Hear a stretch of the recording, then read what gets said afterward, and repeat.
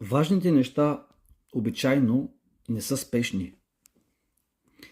Защо е критично важно да се погрижите приоритетно за пенсията си преди образованието на децата и всички останали финансови цели?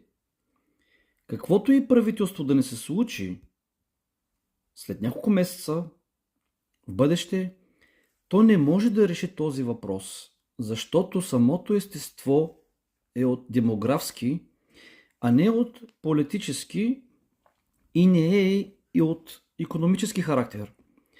Към настоящия момент броят на работещите е почти изравнен с този на пенсионерите, които пък са на тяхна или директно пък на наша издръжка. Тази тенденция ще се задълбочава и през следващите 30 години работещите ще бъдат по-малко от пенсионерите. Системата просто няма как да издържи. Какво правим ние?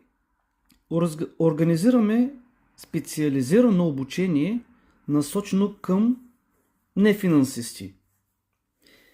Какви са темите? Как да си помогнем сами да постигнем финансова сигурност?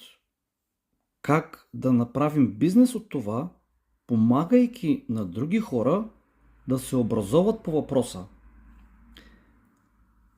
Как да се включиш? Много е просто. Просто се свържи с мен. Дончо Раев.